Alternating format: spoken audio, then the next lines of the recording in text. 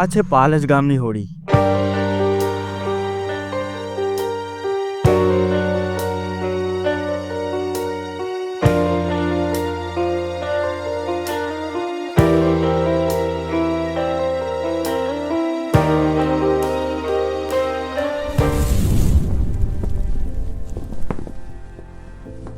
સાંજ પડી રહી છે. હવામાનમાં એક અલગ જ શુદ્ધતા છે.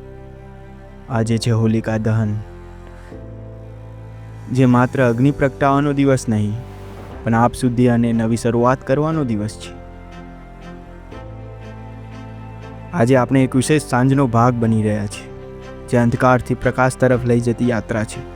એક પરંપરા છે, એક સંસ્કૃતિ છે, અને સાથે એક આંતરિક સંદેશો છે કે બહુ થયું, હવે જાગી જઈએ. આજે થોડી વાર માટે વિચારીએ, શું હોળી ફક્ત એક તહેવાર છે કે એક સાત્વિક પરિવર્તનની તક?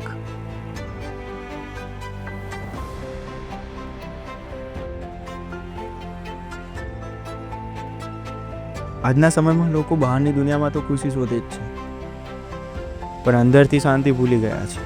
એક મિનિટ માટે વિચારજો, છેલ્લા કેટલા સમયથી તમે એક જ વસ્તુને લઈને બેઠા છો? જૂના દુઃખ, જૂની ફરિયાદો, જૂની સમસ્યાઓ.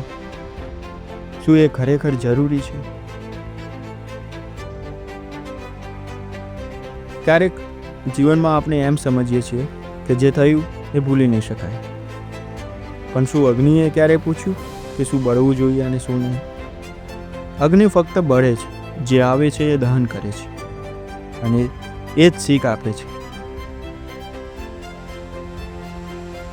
આજે એકવાર એમ વિચારીએ કે શું છે જે ભૂલી જવું વધારે સારું છે?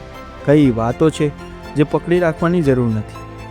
જેમ ધૂળ સાફ કરવાથી અરીસું સ્વચ્છ બને છે, તે જ રીતે મનમાંથી દુઃખ દૂર કરવાનું છે. અને જુઓ, તમારું જીવન કેટલું શાંત અને ઉર્જાવાન બની જશે. રંગો ફક્ત તહેવારો માટે નથી, રંગો જીવનની હકીકત છે. ક્યારેક આનંદનો તો ક્યારેક સંઘર્ષનો, ક્યારેક મિત્રતાનો તો ક્યારેક એકાંતનો, પણ અંતે જે રંગ તમે પસંદ કરશો એ જ તમારું જીવન બનશે. અને આ જીવનરૂપી રંગોળીમાં દરેક સંબંધ એક અલગ રંગ છે. ક્યારેક થોડો અંધકાર આવે, પણ જો પ્રેમ અને સહકાર હોય તો આ રંગોળી હંમેશા સુંદર જ રહેશે.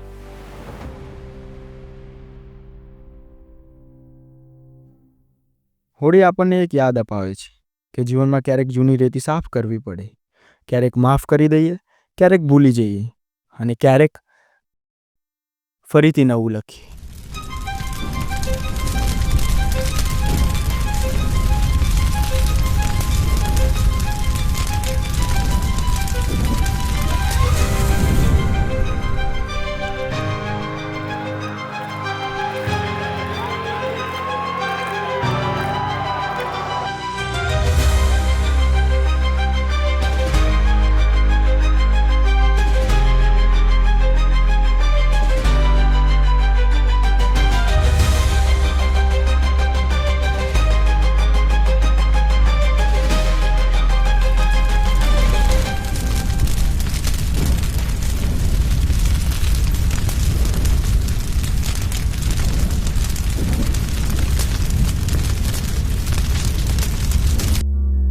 અહીંનો તાપ ઝીલવાથી ખબર પડે છે કે દાઝવું કોને કહેવાય.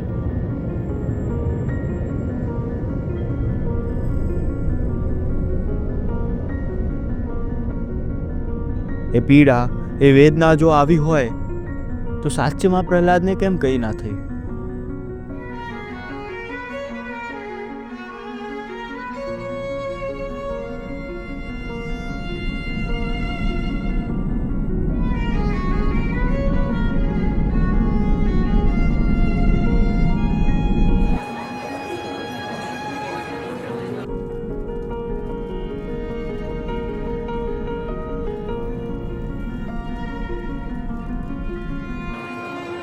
અને એનો જવાબ છે વિશ્વાસ. ઈશ વિશ્વાસ. એને વિશ્વાસ હતો કે એના પ્રભુ એને કંઈ જ નહીં થવા દે.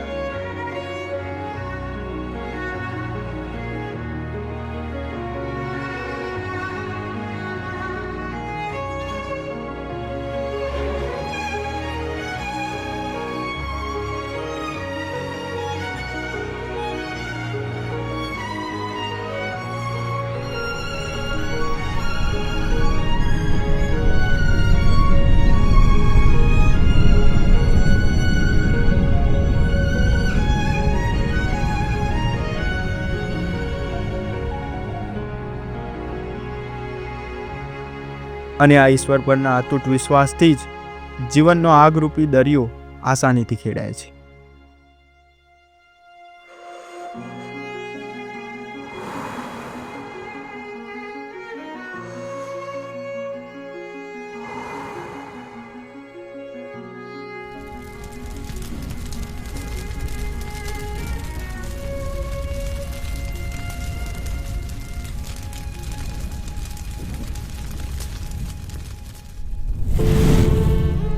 હા, જીવન અઘરું છે. અહીં અંગારા વર્ષે છે એમના પર જે ખરેખર કંઈક કરવા માંગે છે, ને કે એમના પર જે પશુ છે અને ઇન્દ્રિયોના આવેગમાં જ બધું કરે છે.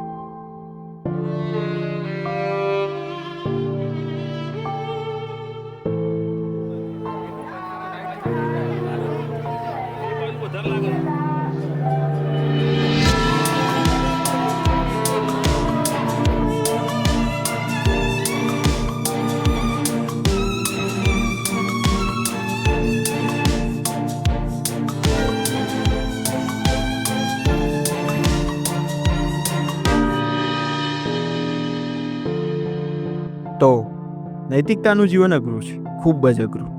પણ ખોટા રસ્તે જવું સહેલું છે. ખોટી રીતે પૈસો કમાવો હોય કે પછી સ્વાભિમાન વગરનું જીવન જીવવું હોય, એ બધું ખૂબ જ સહેલું છે. તો તાકાતવાળો કોણ છે? એ જેના જીવનમાં અફાટ મુશ્કેલી આવી પડી હોય છતાંય ધર્મનો કે સત્યનો હાથ નથી છોડતો ને સતત કોશિશ કરતો રહે છે કે એ ખોટા રસ્તે નહીં જાય.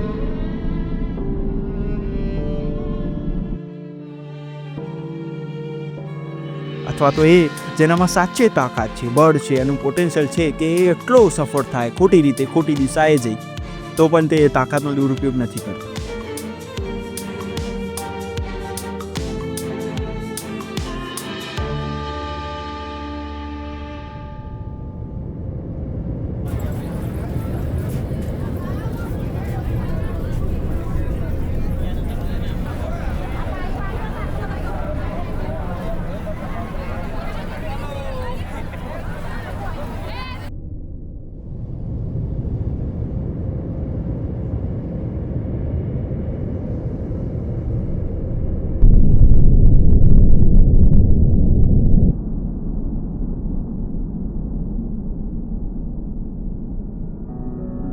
માણસ માટે તો બગડવું ખૂબ જ સહેલું છે, પણ જીવનમાં નૈતિકતા લાવવી, વિવેક, પ્રામાણિકતા, ઈમાનદારી લાવવી એ ખૂબ અઘરી છે.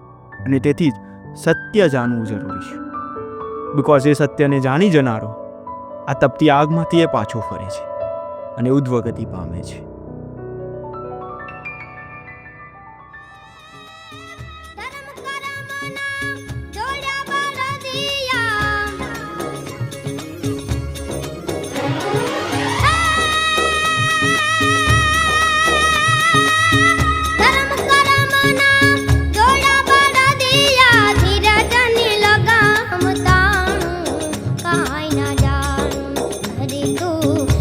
મારું ક્યાં લઈ જાય કાંઈ ન જાણું, હરી તું ગાડું મારું ક્યાં લઈ